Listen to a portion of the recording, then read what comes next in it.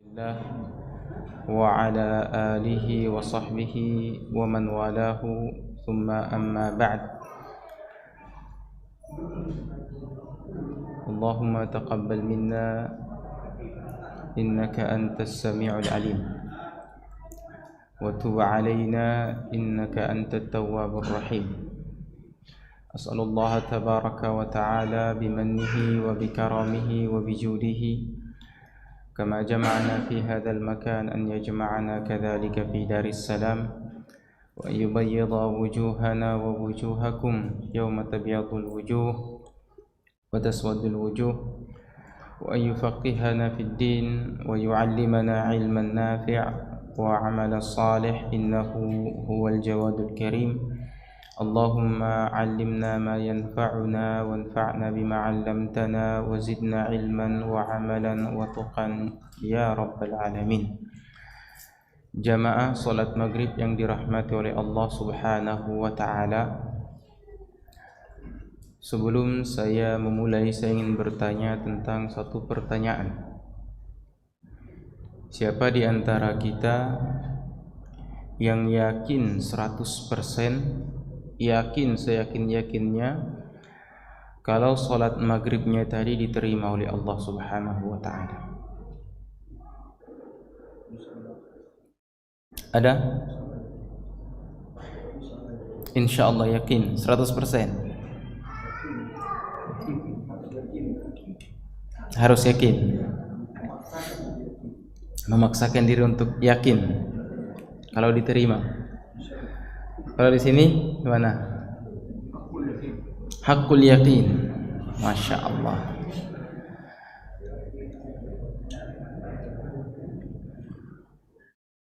Ya, karena kita masih berada di bulan Dzulhijjah,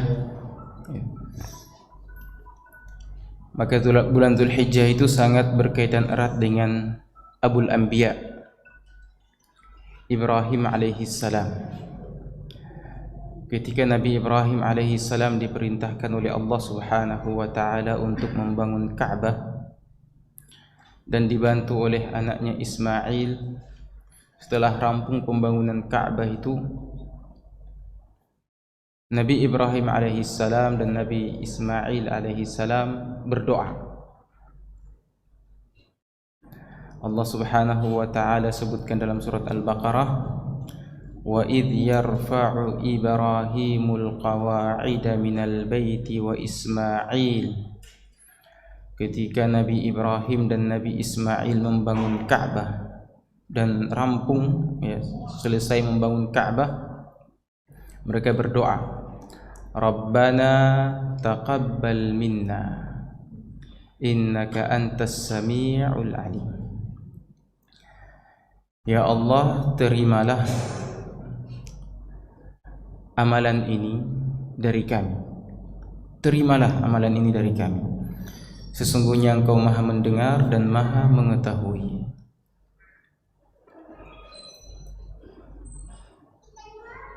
Kata Syekh Muhammad bin Abdul Wahhab bahwa ini merupakan kemuliaan Allah subhanahu wa ta'ala setelah memilih Nabi Ibrahim alaihi salam dan Nabi Ismail alaihi salam untuk mendirikan Ka'bah. Keduanya lantas meminta agar Allah subhanahu wa ta'ala menerima amalan saleh tersebut. Dan kata beliau rahimahullah, ayat ini kalau dibaca oleh para salaf, mereka menangis, khawatir jangan sampai amalannya tidak diterima. Kalau kita yakin 100%, ada juga hakul yakin, ya. Akhlak salaf, para salaf generasi terdahulu kita itu sangat khawatir jangan-jangan amalan mereka tidak diterima oleh Allah subhanahu wa ta'ala. Dan hal itu dicontohkan oleh Nabi Ibrahim alaihissalam dan Nabi Ismail. Taqabbal minna. Dalam doanya juga, Rabbi ja'alni muqimas salah wa min dzurriyyati Rabbana wa taqabbal du'a. Ya Allah, jadikanlah aku orang yang selalu mendirikan salat dan juga anak keturunanku. Ya Allah, terimalah doaku ini. Doa itu ibadah. Jadi dari Nabi Ibrahim kita belajar tentang satu perkara yang mungkin sangat jarang diceritakan atau dibahas atau diangkat pada tema-tema ceramah tentang qabul al-amal. Amalan itu bagaimana caranya agar Allah bisa menerimanya. Karena para salaf kita tidak menjamin bahwa segala amalan mereka diterima oleh Allah Subhanahu wa ta'ala. Begitupun juga kita hendaknya tidak boleh merasa bahwasanya apa yang telah saya lakukan itu diterima oleh Allah Subhanahu wa ta'ala. Tapi kita berharap-harap cemas bahwa amalan yang kita lakukan ini insya Allah berharap agar Allah Subhanahu wa ta'ala khawatir jangan sampai Allah Subhanahu wa ta'ala tidak menerima amalan tersebut. Oleh karena itu, bagi seorang muslim untuk selalu menjadikan kondisi para salaf ini hal yang mendominasi hidupnya. Setiap amal kebaikan, amal saleh yang dia lakukan, dia hendaknya bersungguh-sungguh melakukannya agar bisa, bukan memastikan, tapi berharap Allah Subhanahu wa ta'ala menerimanya. Dan seperti itulah kondisi para salaf. Mereka melakukan amalan saleh dan sangat berlomba-lomba untuk menyembunyikannya, kecuali syiar-syiar yang nampak. Kalau syiar-syiar yang nampak seperti salat 5 waktu, itu tidak boleh disembunyikan. Tapi salat sunnah dianjurkan untuk disembunyikan. Salat-salat sunnah kita. Makanya Nabi SAW menyebutkan bahwa salat sunnah di rumah itu lebih afdal daripada salat sunnah di masjid. Padahal beliau katakan itu ketika di Masjid Nabawi, dan kita tahu keutamaan salat di Masjid Nabawi. Terkadang seorang melakukan salat, memperbagus salatnya hanya karena diperhatikan. Akhirnya dia jatuh kepada perkara yang memastikan Allah tidak menerima salatnya itu.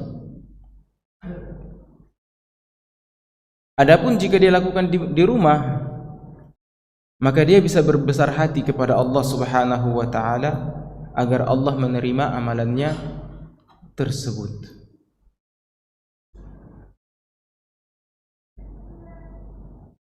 Kalau sekarang kita perhatikan ya, di era digital seperti sekarang, Masya Allah, datang ke masjid, ambil gambar, di-share, jadikan status di WhatsApp, di apa lagi, di Instagram, di Twitter, Facebook, ya, salat tahajud juga begitu, umrah juga begitu, haji apalagi, ya.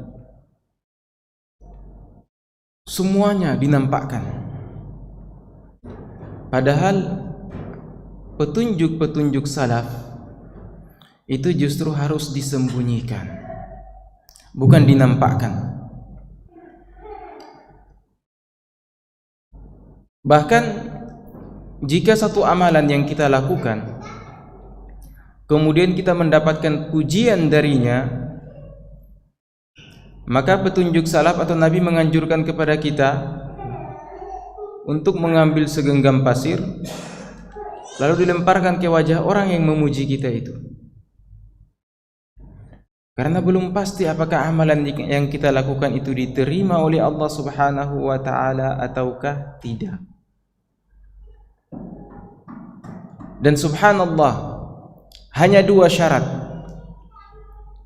yang disebutkan oleh Allah Subhanahu wa taala di penghujung surat Al-Kahfi, dan juga disebut oleh para ulama bahwa hanya 2 syarat ini sehingga seorang bisa menjamin kalau amalannya itu diterima oleh Allah Subhanahu wa taala. Yang pertama, isabatul haq, harus sesuai dengan tuntunan, sesuai. Dan yang kedua, ikhlas. Nah, ikhlas ini kalau sesuai tuntunan, mungkin kita bisa mengikuti sunnah Nabi sallallahu alaihi wasallam.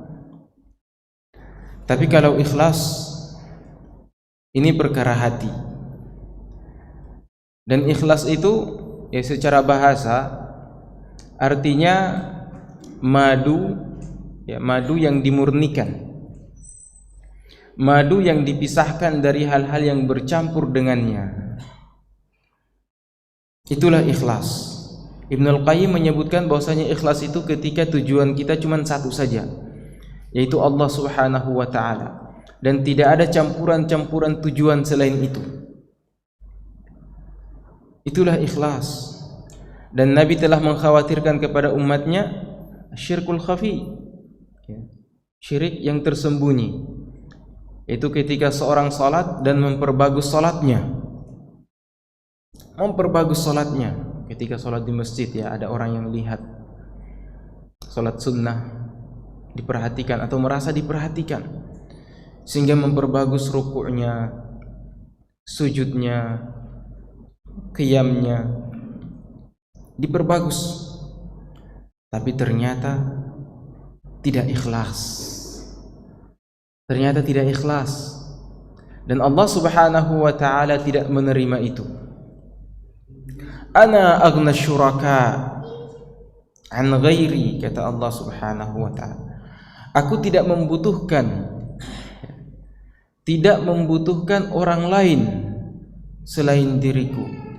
Man amila amalan, siapa yang melakukan satu amalan, asyraka fihi ma'iya ghairi, padanya dia menyertakan orang lain bersamaku.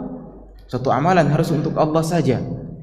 Jika ada yang kita sertakan selain Allah lagi, kita tambahkan, Allah katakan taraktuhu wa syirkahu, aku tinggalkan dia dan amalannya itu.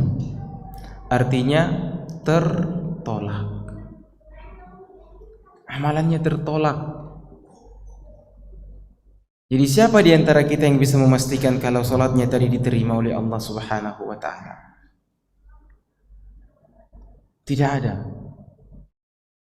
Berkaca dari kehidupan Nabi Ibrahim alaihissalam, ya, imam dari sisi tauhid, Nabi Ibrahimlah yang memperkenalkan tauhid kepada kita. Agamanya agama Islam Hanafiyah yang lurus. Makana Ibrahimu Yahudiyan wala Nasraniyan, walakin kana hanifan musliman walam yakun minal musyrikin. Nabi Ibrahim itu bukan seorang Yahudi, bukan juga seorang Nasrani, tapi dia seorang muslim yang lurus dan lam yakun minal musyrikin. Belum pernah dia menjadi seorang yang menyekutukan Allah Subhanahu wa taala. Itu pun membangun Ka'bah dengan perintah Allah. Allah pilih dia, tapi masih meminta agar Allah menerima. Masya Allah. Itulah fokus kekhawatiran para salaf. Setiap amalan yang mereka lakukan, mereka diantara al-khawfu war-raja, khawatir tidak diterima dan berharap Allah Subhanahu wa ta'ala menerimanya. Sehingga mereka memang bersungguh-sungguh mengamalkan ibadah itu tanpa ingin dipuji, tanpa ingin disanjung, ya, tanpa ingin dianggap, karena ibadah hanya untuk Allah Subhanahu wa ta'ala. Semuanya berpulang kepada Allah Subhanahu wa ta'ala. Lalu jika benar amalan yang kita lakukan, jika kita benar-benar ikhlas kepada Allah Subhanahu wa taala, apa yang mendorong kita untuk mempublis? Apa kira-kira yang mendorong kita jika kita berada di masjid yang mengambil foto, atau ketika kita sedang usai melakukan salat tahajud kita mengambil foto? Amalan-amalan yang seharusnya kita sembunyikan, kita nampakkan. Apa kira-kira yang mendorong itu semua? Ikhlas? Jauh dari keikhlasan. Al-mukhlisu fillah, orang yang ikhlas itu ibarat kalmashi 'alal ardin na'am, di atas, seperti orang yang berjalan di atas tanah atau pasir yang lembut. La tasma' sautahu, takkan engkau dengar ya apa langkah kakinya. Walakin tajid atharahu, tapi yang engkau temukan, yang akan engkau temukan adalah jejak bekas kakinya itu. Itulah orang mukhlis, yang ikhlas semata-mata karena Allah Subhanahu wa taala. Jamaah yang dirahmati oleh Allah Subhanahu wa taala, dan Nabi kita Muhammad sallallahu alaihi wasallam adalah orang yang paling memperhatikan keikhlasan. Dalam syiar-syiar yang nampak sekalipun, ketika beliau ingin berudhiyah, berkurban, beliau mengatakan hada minni wa min Muhammad wa min ali Muhammad, ya Allah ini dariku dan untuk keluargaku. Kemudian beliau mengatakan taqabbal minni, terimalah ini dariku ya Allah, terimalah ini dariku. Dan beliau sallallahu alaihi wasallam itu sangat memperhatikan atau menghindarkan umatnya dari rasa atau dari sikap memastikan amalan itu diterima. Dikisahkan bahwasanya ketika wafat Utsman ibn Mad'un, seorang sahabat Nabi sallallahu alaihi wasallam, ibunya kemudian berkata,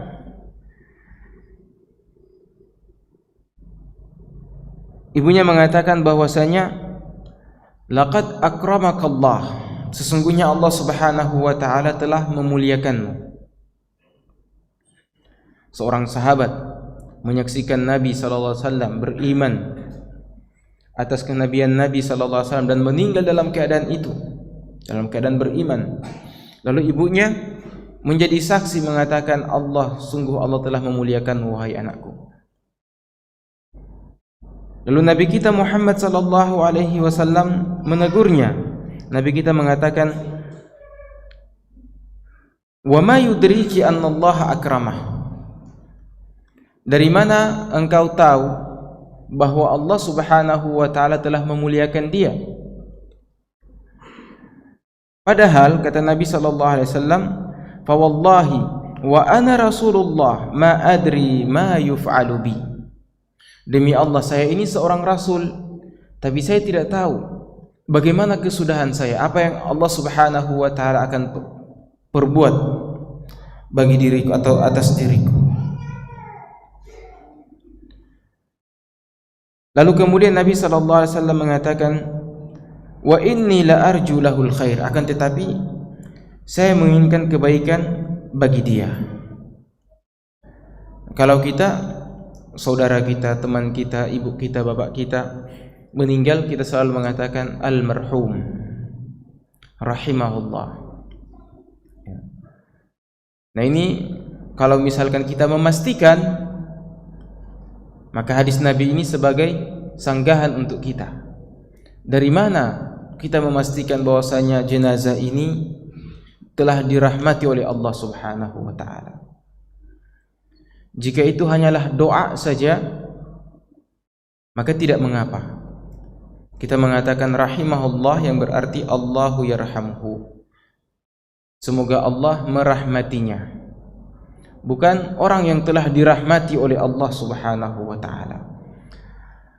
Karena segala amalannya kita tidak bisa memastikan Allah menerimanya atau tidak. Nah, sebagai contohnya juga ibunda kita Aisyah radhiyallahu anha ketika meninggal salah seorang bayi, anak kecil meninggal, ibunda kita Aisyah radhiyallahu anha mengatakan tuba lahu, sangat beruntung dia ini, usfurun min asafiril jannah, burung pipit dari burung-burung pipitnya surga. Lam ya'rif syarrun qat, dia belum tahu keburukan, kejelekan, dosa sedikit pun. Lalu kata Nabi sallallahu alaihi wasallam, "Wa ma yudrik?" Dari mana engkau tahu wahai Aisyah radhiyallahu anha, annahu usfurun min asafiril jannah, bahwa dia di antara burung-burung surga? Dari mana tahu? Subhanallah.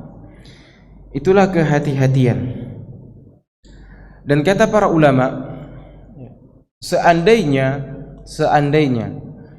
setiap amalan kita Allah Subhanahu wa taala telah memastikan atau telah menetapkan akan diterima setiap amalan kita, maka kita akan mencukupkan dengan suatu amalan lalu berhenti darinya. Sehingga di antara hikmah diterimanya amal atau tidaknya, di antara hikmah Allah sembunyikan itu semua agar kita tetap konsisten dalam beramal, agar kita tetap ingin mendapatkan keberuntungan itu, bahwa amalan kita diterima oleh Allah Subhanahu wa taala. Allah hanya mengatakan wa'bud rabbaka hatta ya'tiyakal yaqin. Sembahlah Tuhanmu hingga datang kematian menjemputmu. Wala tamutunna illa wa antum muslimun. Janganlah kalian wafat kecuali dalam keadaan berislam, memasrahkan diri kepada Allah Subhanahu wa taala. Yang jika sekiranya Allah Subhanahu wa taala mengatakan siapapun yang salat maghrib akan diterima salatnya dan pahalanya telah ditentukan, maka mungkin kita akan merasa cukup dengan 1 kali salat maghrib saja, setelah itu meninggalkannya. Dulu waktu saya di Madinah, di antara hal yang lucu yang saya dengar dari salah seorang syekh itu, ada ternyata di Madinah itu dijumpai seorang laki-laki yang dia hanya melakukan salat sehari saja. Setelah itu meninggalkan salat beberapa tahun. Nanti ketika dia tahu sudah habis lagi rasidnya, pulsanya, ya, dia balik salat lagi 5 waktu sehari saja. Karena dia tahu sekali salat di Masjid Nabawi itu pahalanya seperti 1000 kali salat di masjid-masjid yang lain. Jadi dia menghitung 1000 kali itu berapa? 1000 hari ya. Ditinggalkan. Dan Allah Subhanahu wa taala telah menyebutkan hal itu. Wa minan nas man ya'budullaha ala harfin. Di antara manusia itu ada orang-orang yang menyembah Allah Subhanahu wa taala dalam kondisi-kondisi tertentu saja. Tidak konsisten. Musim-musiman. Dia mendekat kepada Allah itu musiman. Jika dia ditimpa musibah, dia mendekat kepada Allah. Dia ketika ditimpa kesenangan, dia mendekat kepada Allah Subhanahu wa taala. Dan ketika mendapatkan musibah, inqalaba ala dhahrihi, dia melihat ibadahnya itu tidak ada faedahnya. Saya selalu ibadah, aku dapat musibah selalu. Inqalaba ala dhahrihi khasirad dunya wal akhirah. Dia hamba Allah yang merugi di dunia dan di akhirat. Dzalika huwal khusranul mubin. Itulah kerugian yang nyata. Nah, hikmah di antara Allah Subhanahu wa taala menyembunyikan pengkabulan amalan kita agar kita tetap konsisten dalam ibadah. Kita meraih selalu ketinggian derajat di sisi Allah Subhanahu wa taala. Meraih selalu keridhaan Allah Subhanahu wa taala yang dimotivasi oleh rasa kekhawatiran dan pengharapan tadi. Khawatir tidak diterima sehingga kita selalu menambah dan berharap agar Allah menerima amalan itu. Dan itulah kondisi para salaf sejak zaman para nabi hingga para sahabat, tabi'in, atba'ut tabi'in. Dan petunjuk-petunjuk mereka itu sangat kita dapati pada kitab-kitab Turath. Misalkan ya, disebutkan bahwasanya Ibnu Mulaikah menyebutkan, adraktu 30 min ashabin Nabi sallallahu alaihi wasallam. Aku berjumpa 30 orang sahabat Nabi sallallahu alaihi wasallam. Semuanya khawatir amalannya diterima atau tidak. Semua dari mereka khawatir apakah amalan mereka diterima atau tidak. Al-Hasan al-Basri, penghulunya para tabi'in, menyebutkan bahwasanya sekiranya saya merasa bahwa satu sujud saya itu diterima oleh Allah Subhanahu wa taala, maka saya akan gembira sejadi-jadinya. Tapi kita ini hamba Allah, kata beliau, yang mungkin kita tertawa, gembira dengan ibadah yang kita lakukan, tapi ternyata sudah ditulis jauh sebelum kita ada bahwa amalan kita itu tidak diterima. Mereka khawatir dengan ibadah-ibadah mereka, sementara kita terlalu yakin dengan ibadah kita sehingga kita pun mempostingnya, membaginya di jejaring sosial. Padahal sejatinya kita harus pandai-pandai menyembunyikan amalan-amalan kita. Bahkan bagi setiap kita, setiap muslim harus mempersiapkan khabi'ah. Apa itu khabi'ah? Suatu amalan yang tidak ada seorang pun tahu amalan itu kecuali kita dan Allah saja. Tidak ada seorang pun yang tahu. Hatta istri kita tidak boleh tahu, anak-anak kita tidak boleh tahu, kita saja. Yang itu bisa menjadi amalan yang kita andalkan di saat-saat sengsara, baik itu di dunia kita maupun di akhirat kita. Kita mungkin teringat kisah 3 orang musafir berjalan di padang pasir, kemudian hujan, mereka kemudian sembunyi atau berlindung di goa. Begitu masuk ke dalam goa, jatuh batu menutupi mulut goa itu, mereka tidak bisa keluar. Dengan amalan apa mereka andalkan? Apakah salat mereka? Tidak. Tapi amalan-amalan yang bersifat khabi'ah, tidak ada yang tahu kecuali Allah Subhanahu wa taala saja dan mereka. Dan setiap kali mereka berdoa, mereka mengatakan, ya Allah, jika yang aku lakukan ini ikhlas kepadamu dan hanya mengharapkan ridhamu, maka bukalah sedikit pintu goa ini. Terbuka sedikit demi sedikit. Dan ternyata kalimat atau 2 perkara yang Allah Subhanahu wa taala jadikan dia sebagai petunjuk amalan kita diterima, yaitu ikhlas dan mutaba'ah, itu terangkum dalam satu kata, yaitu al-ihsan. al-ihsan, yang ketika Nabi sallallahu alaihi wasallam duduk dengan para sahabatnya, lalu kemudian datang Jibril alaihi salam dengan pakaian yang begitu putihnya, rambutnya yang begitu hitamnya, bertanya kepada Nabi sallallahu alaihi wasallam tentang perkara-perkara. Di antara pertanyaannya, wa akhbirni 'anil ihsan, jelaskan kepadaku, sampaikan kepadaku tentang definisi ihsan. Apa itu ihsan?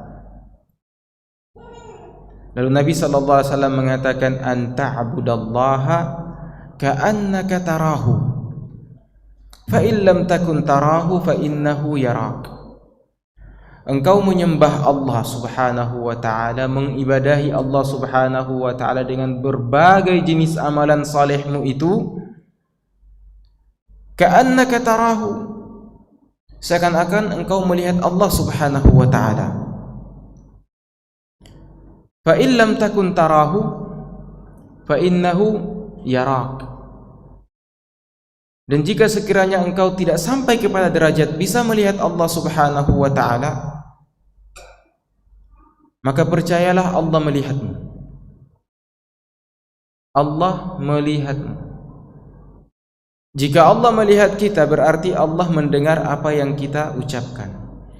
Allah melihat apa yang kita lakukan dari setiap gerak-gerik amal saleh kita itu. Allah memperhatikan. Kapan ada sedikit kesalahan, ketimpangan di sana, ada sedikit riya, sum'ah, rasa ingin dipuji, maka Allah tinggalkan kita dengan amalan itu. Salat yang kita lakukan, misalkan sebentar ya, salat isya 4 rakaat. Di rakaat pertama alhamdulillah kita berusaha untuk ikhlas, dan Allah melihat itu. Kita merasa Allah memperhatikan kita. Setiap yang kita ucapkan Allah dengar. Bahkan yang terbetik dalam hati kita Allah tahu. Mungkin saja pada rakaat kedua ada masuk virus ya, riya, sum'ah, atau merasa diperhatikan, mungkin saja. Dan alhamdulillah kita berusaha untuk menapisnya karena merasa Allah subhanahu wa ta'ala memperhatikan kita sampai selesai. Sudah final? Belum. Ada yang lebih besar dari yang amalan yang telah kita lakukan, yaitu menjaga amalan tadi. Menjaga amalan tadi agar tetap ikhlas sampai kita berjumpa dengan Allah subhanahu wa ta'ala. Masya Allah. Seusai salat kita ikhlas tadi dalam ketika salat, kemudian pulang bercerita kepada teman-teman. Masya Allah, tadi salatku itu bagus sekali, tumakninah sekali, ikhlas sekali. Saya belum pernah melakukan salat seindah itu. Apa motivasinya coba? Mengurangi keikhlasan boleh jadi membatalkan salat itu. Jadi seusai salat kita lakukan dengan penuh keikhlasan. Setelahnya masih ada lagi, yaitu menjaga keikhlasan itu sampai berjumpa dengan Allah subhanahu wa ta'ala. Sehingga amalan yang paling bagus untuk menjaga keikhlasan itu adalah dengan melupakannya, menyembunyikannya dan melupakannya. Sementara segala kekurangan kita, segala dosa kita, jangan kita lupakan. Kita ingat selalu, kita hadirkan selalu. Itu yang memotivasi kita untuk selalu membersihkan diri di hadapan Allah subhanahu wa ta'ala. Bukan kebalikan. Keburukan kita lupakan, dan kebaikan kita selalu mengungkit-ungkitnya. Al-man, tidak boleh. Yang berhak mengungkit-ungkit kebaikannya hanyalah Allah subhanahu wa ta'ala saja. Adapun kita tidak boleh kita ungkit-ungkit kebaikan kita. Kapan kita selalu mengungkitnya, artinya kita membatalkan dan menjadikan amalan kita itu tertolak. Dan kata lain dari ihsan, karena Allah subhanahu wa ta'ala mengatakan innama yataqabbalullahu minal muhsinin, Sesungguhnya Allah Subhanahu wa taala hanya menerima amalan dari orang-orang yang ihsan, yaitu orang yang hanya menyembah Allah Subhanahu wa taala dan berharap semuanya dari Allah Subhanahu wa taala saja. Dan nama lain dari ihsan itu adalah muttaqin. Innama yataqabbalullahu minal muttaqin. Sesungguhnya Allah Subhanahu wa taala hanya menerima amalan-amalan orang yang bertakwa. Di antara tafsiran takwa yang paling masyhur itu tafsirannya Talq bin Habib, bahwa kita beribadah kepada Allah Subhanahu wa taala di atas nur petunjuk dari Allah Subhanahu wa taala, yang dengannya kita mengharap pahala dari Allah Subhanahu wa taala saja, dan meninggalkan segala perkara dosa di atas petunjuk dari Allah Subhanahu wa taala karena takut terhadap azab Allah Subhanahu wa taala. Demikian yang bisa saya sampaikan. Semoga Allah Subhanahu wa taala menjaga kita semua dan menjadikan segala amalan kita khalis, hanya murni, suci murni hanya karena Allah Subhanahu wa taala, dan tidak mengharapkan selain Allah Subhanahu wa taala. Demikian, subhanakallahumma rabbana wa bihamdik, nasyhadu an la ilaha illa anta, nastaghfiruka wa natubu ilaik. Wassalamualaikum warahmatullahi wabarakatuh. Boleh jika ada pertanyaan. Kalau ada yang mau bertanya, silahkan sambil menunggu masuk waktu. Masih ada 4 menit ya. Silahkan. Nanti kedua. Fadhal. Assalamualaikum warahmatullahi wabarakatuh. Waalaikumsalam warahmatullahi wabarakatuh.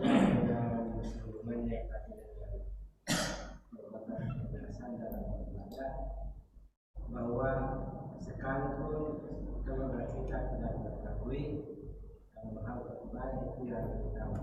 Nah, bagaimana kalau kita mengajak keluarga untuk beribadah, waktu melakukan sesuatu lain, itu kan pasti kita istri atau anak. Nah, akan penjelasannya bahwa kita melakukan sesuatu kebaikan sekalipun istri tidak mengetahuinya. Kalau kita mengajak keluarga kita karena mereka adalah amanah di pundak kita. Qu anfusakum wa ahlikum nara. Hindarkan diri kalian dan keluarga kalian dari api neraka. Tapi yang saya ceritakan tadi itu adalah khabi'ah. Khabi'ah itu satu amalan yang tidak boleh ada yang tahu, bahkan istri kita sekalipun. Dan itu banyak kita dapati dari kisah-kisah para salaf. Misalkan salah seorang di antara mereka itu disebutkan bahwasanya dia ini ya, ahli ibadah, padahal istrinya sendiri tidak tahu. Istrinya sendiri heran dengan perkataan orang, dari mana mereka tahu kalau dia ini ahli ibadah, padahal saya setiap hari bersama dia. Nah, pernah satu ketika di malam hari pelitanya padam. Istrinya pergi mencari membuat api untuk menyalakan pelita itu, dan mendapati dia, kan mereka sedang berbaring tidur ya di atas bantalnya, dan mendapati bantalnya itu basah oleh air mata. Khawatir dengan gulitanya malam itu. Dari situ istrinya tersadar bahwa mungkin karena hal-hal yang tersembunyi seperti ini sehingga suamiku ini disebutkan sebagai ahli ibadah. Ya. Dan ibadah-ibadah yang sifatnya syiar itu memang harus ditampakkan ya, dengan tetap memperhatikan keikhlasan serta mutaba'ah. Adapun selain syiar, maka dianjurkan untuk disembunyikan. Dan amalan yang paling mudah sekali untuk disembunyikan itu zikir. Paling mudah, paling ikhlas. Tidak ada yang tahu. Mungkin kita tidur dengan istri kita sambil kita berzikir sampai tertidur. Dia sama sekali tidak tahu. Tapi seperti itulah khabi'ah, hanya orang-orang yang diberi taufik oleh Allah Subhanahu wa taala saja, dan semoga kita semua termasuk orang-orang tersebut yang selalu Allah Subhanahu wa taala sadarkan hatinya untuk mengingat Allah Subhanahu wa taala pada saat-saat, pada waktu-waktu kebanyakan hamba-hambanya itu lalai. Wallahu taala alam. Fadhal Ustaz.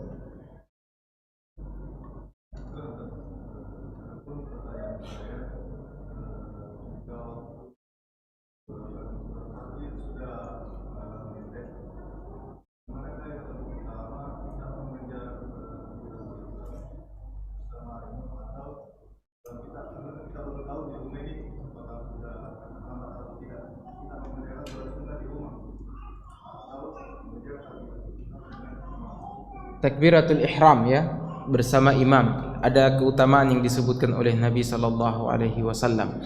Di antaranya juga orang yang selalu mendapatkan takbiratul ihram bersama imam selama 40 hari, maka dia akan terbebas dari sifat munafik. Dan ini juga satu hal yang penting, suatu bocoran dari Nabi sallallahu alaihi wasallam. Nifaq ya, kemunafikan, sifat ini sifat dasar setiap manusia. Sangat jarang orang terbebas dari sifat kemunafikan ini. Paling minimal munafik pada perkataannya, perbuatannya. Ayatul munafik salat. Ciri-ciri tanda-tanda orang munafik itu ada 3. Yang pertama, ketika berbicara bohong. Ketika berjanji ingkari. Dan ketika diberi amanah khianat. Untuk bisa terbebas dari ini, Nabi sudah kasih bocoran, yaitu menjaga agar tetap bersama imam pada takbiratul ihram selama 40 hari. Maka insya Allah kita terbebas dari kemunafikan. Artinya kalau kita sudah terbebas dari kemunafikan, maka kita berharap juga terbebas dari api neraka.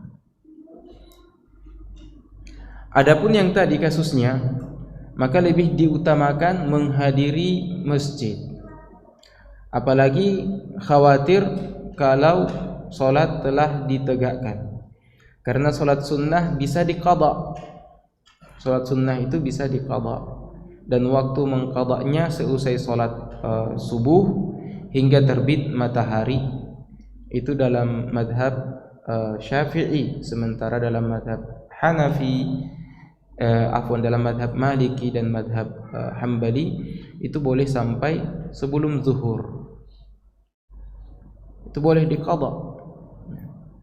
Tapi kalau kita misalkan imam itu sholat subuhnya panjang, saya kalau selesai 2 rakaat di rumah dan rumah saya dekat dengan masjid, itu kalau sampai ke masjid masih mendapati imam pada rakaat pertama, maka tidak mengapa untuk lakukan di rumah dengan kondisi seperti itu.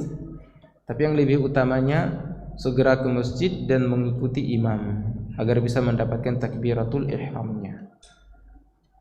Wallahu ta'ala a'lam. Fadhal.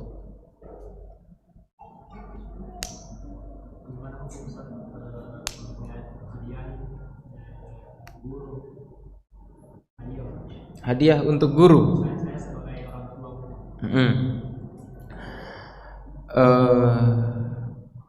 Ini sebenarnya masih dibahas di Dewan Syariah.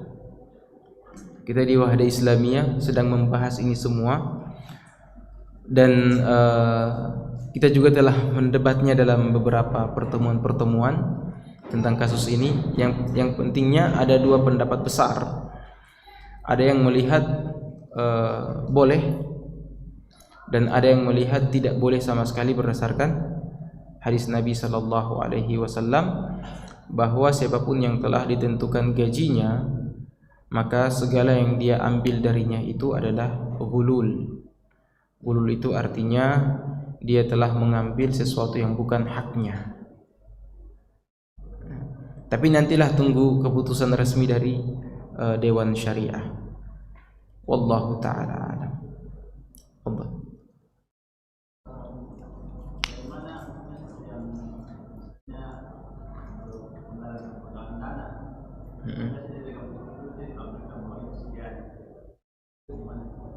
Penggalangan dana. Nabi SAW juga melakukan penggalangan dana.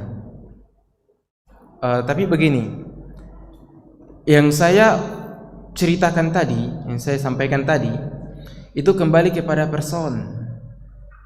Bagaimana dia menjaga ibadahnya itu agar tetap diterima oleh Allah Subhanahu wa taala, atau dia bisa berbesar hati kalau amalanku ini diterima oleh Allah Subhanahu wa taala. Dan Nabi SAW melakukan penggalangan dana untuk perkara-perkara dakwah yang beliau jalankan. Nah, dan ada yang Nabi SAW mengatakan, man sanna fil islami sunnatan hasanah. Masuk waktu. Ya, adzan dulu. Nanti lanjut ya.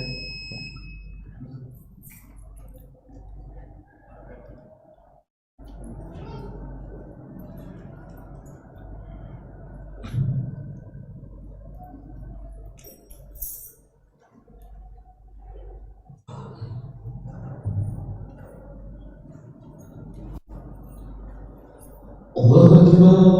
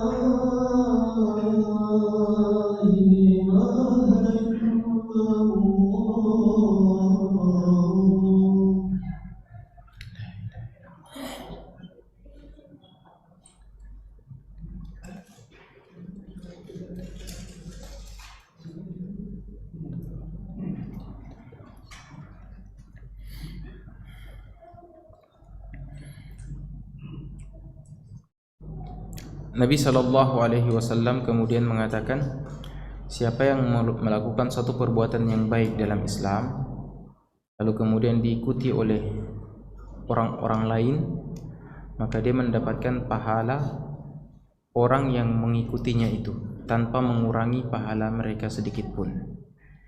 Ini ketika Nabi SAW mengumpulkan sumbangan dan ada yang datang dengan membawa banyak sekali yang dia punya. Dan di antara kebiasaan Nabi SAW itu bertanya kepada para sahabatnya, apa yang kau sisakan untuk keluargamu? Seperti kisah Abu Bakar dan Umar. Ketika Umar mengatakan, ini waktunya saya untuk bisa mengalahkan Abu Bakar. Dia datang dengan setengah hartanya. Ternyata Abu Bakar datang dengan semua hartanya. Karena dia bertanya, apa yang kau tinggalkan untuk keluargamu wahai Abu Bakar? Kata dia, aku hanya meninggalkan Allah dan Rasulnya. Lalu Umar mengatakan, kalau seperti ini saya tidak bisa mengalahkan Abu Bakar. Motivasi orang lain untuk beramal saleh itu suatu hal yang dianjurkan.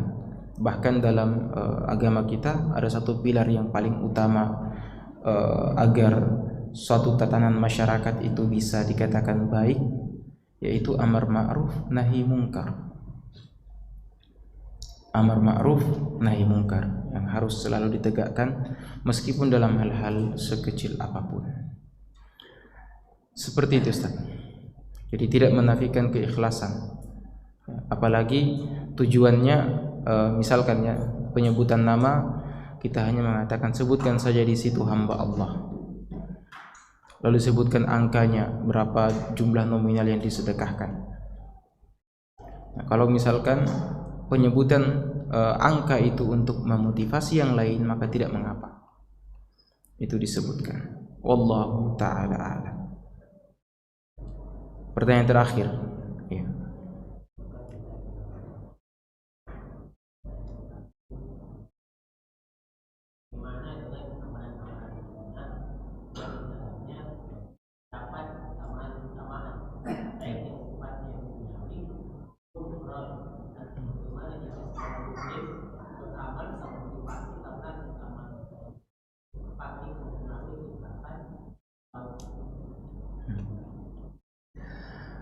Keutamaan-keutamaan atau fadilah-fadilah yang disebutkan dalam setiap amalan itu hanya sebagai motivasi kita, sebagai cara untuk kita termotivasi melakukan amalan.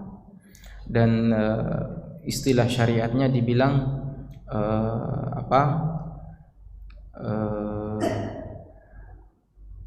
astagfirullahaladzim, disebutkan sebagai at-targhib wa tarhib.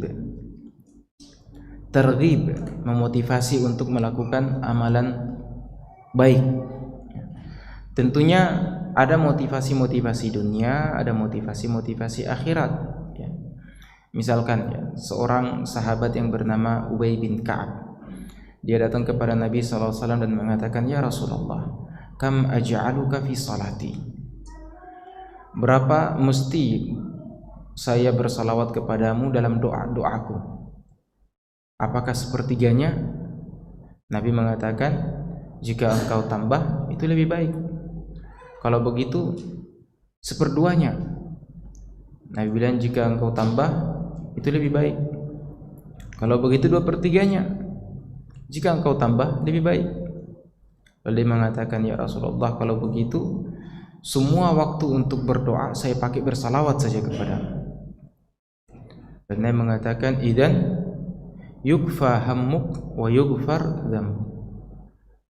Jika demikian, maka segala gundah gulanamu tentang dunia itu dicukupkan oleh Allah Subhanahu wa taala, dan kekhawatiranmu untuk akhirat berupa dosa yang kau khawatirkan itu diampuni oleh Allah Subhanahu wa taala. Dan Nabi SAW memerintahkan kita untuk memperbanyak salawat kepada beliau. Bahkan seusai adzan tadi ya, Masya Allah, adzan itu ibadah yang besar. Ibadah yang besar, bahkan di akhirat para muadzinin itu yang paling panjang lehernya diberi keutamaan oleh Allah Subhanahu wa taala. Sejauh suaranya terdengar oleh makhluk Allah Subhanahu wa taala, maka mereka menjadi saksi. Para sahabat datang kepada Nabi dan mengatakan, kami telah mendengar keutamaan muadzin. Lalu kami juga ingin mendapatkan pahala yang besar itu. Dan Nabi mengatakan, idza sami'tumun nidaa faqulu mithla ma yaqulul muadzin. Jika kalian mendengar panggilan adzan, maka ucapkan seperti apa yang dia ucapkan. Dalam riwayat yang lain, illa fi hayya 'alas shalah wa hayya 'alal falah, kecuali pada hayya 'alas shalah dan hayya 'alal falah, maka ucapkanlah la haula wala quwwata illa billah. Dalam riwayat yang lain juga disebutkan, kecuali pada syahadah asyhadu an la ilaha illallah wa asyhadu anna muhammadar rasulullah, maka ucapkanlah wa ana asyhadu an la ilaha illallah wa asyhadu anna muhammadar rasulullah, raditu billahi rabba wa bil islami dina wa bi muhammadin sallallahu alaihi wasallam nabiyyan wa rasula. Kemudian kata Nabi sallallahu alaihi wasallam, kemudian bersalawatlah untukku dan mintakan kepadaku wasilah, karena wasilah itu adalah satu manzilah, satu kedudukan di akhirat sana yang tidak diperuntukkan kecuali hanya untuk satu orang hamba saja, dan saya berharap sayalah hamba tersebut. Sehingga kita mengatakan, Allahumma rabba hadhihi ad-da'wati tammah was salatil qa'imah ati muhammadanil wasilata wal fadilah wa ba'athu maqamal mahmud alladhi wa'adta. Lalu ditambah dalam riwayat atau tambahan rawi, innaka la tukhliful mi'ad. Jadi seperti itu. Amalan yang besar, kita diberi motivasi oleh Nabi kita Muhammad SAW. Di antaranya, orang yang akan mendapat atau orang yang beruntung dengan syafaatku di hari kiamat itu yang paling banyak bersalawat atas diriku. Hadis yang lain juga Nabi SAW mengatakan, orang yang paling beruntung mendapatkan syafaatku, orang yang mengucapkan kalimat la ilaha illallah khalisan min qalbihi, yang khalis, yang murni ketika dia ucapkan kalimat la ilaha illallah itu. Jadi memang dalam amalan-amalan dalam syariat kita, banyak amalan-amalan itu motivasinya adalah dunia dan akhirat. Haji misalkan, haji itu amalan besar, mengharuskan di sana kemampuan finansial dan juga raga kita, jiwa dan raga kita, membawa harta, jiwa dan raga. Dan Allah mengatakan liyashhadu manafi'a lahum, pada musim haji itu untuk mereka menyaksikan manfaat-manfaat duniawi mereka. Tapi setelahnya Allah sebutkan waliyadhkurusmallah, dan agar mereka juga menyebut nama Allah Subhanahu wa taala fi ayyamin ma'lumat ala ma razaqahum min bahimatil an'am, dan seterusnya. Jadi di sana ada motivasi untuk dunia kita dan ada motivasi untuk akhirat kita juga. Tapi bagi seorang muslim menjadikan Allah Subhanahu wa taala sebagai motivasi utamanya, ridha Allah Subhanahu wa taala sebagai motivasi utamanya. Adapun yang lain hanya sebagai pengikut saja. Itulah seorang hamba yang benar-benar ikhlas kepada Allah Subhanahu wa taala saja. Dalam berdoa misalkan, kita hanya mengharapkan doa itu diterima. Doa itu diterima sebagai apa? Sebagai suatu amal saleh. Adapun jika harap pinta kita itu, doa kita itu dikabulkan oleh Allah Subhanahu wa taala pada dunia ini, maka ternyata di sana para salaf itu mengkhawatirkan jangan-jangan apa yang menjadi balasan dari doa itu sudah Allah segerakan pada kehidupan dunianya, sehingga dia tidak mendapatkan itu di akhirat. Makanya mereka mengatakan, kalau saya berdoa dan doa saya itu tidak dikabulkan, dan doa saya itu dikabulkan, maka saya hanya bergembira sekali saja. Tapi kalau doa saya tidak dikabulkan, maka saya bergembira berkali-kali. Kenapa? Karena doa saya dikabulkan itu karena keinginan saya. Tapi kalau doa saya tidak dikabulkan, maka itu atas keinginan Allah Subhanahu wa taala. Dan setiap doa yang kita lakukan pasti diijabah oleh Allah Subhanahu wa taala. Baik itu dengan diberikan apa yang kita inginkan atau dijauhkan kesusahan sekadar doa yang kita minta, atau disimpan pada hari akhirat nanti. Sehingga Umar bin Khattab radhiyallahu anhu mengatakan, inni la ahmilu hammal ijabah. Saya dalam berdoa itu saya tidak mengharap agar Allah mengabulkan doaku itu. Walakinni ahmilu hammad da'wah. Tapi saya selalu membawa keinginan hati untuk terus berdoa. Dikabulkan atau tidak itu urusan Allah Subhanahu wa ta'ala. Dan seperti itulah, dan doa merupakan intisari ibadah.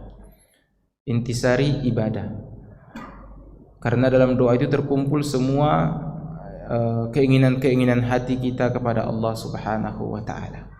Demikian yang bisa saya sampaikan ya. Saya tutup untuk kedua kalinya. Subhanakallahumma rabbana bihamdik, nasyhadu an la ilaha illa anta nastaghfiruka wa natubu ilaik. Wassalamu alaikum warahmatullahi wabarakatuh.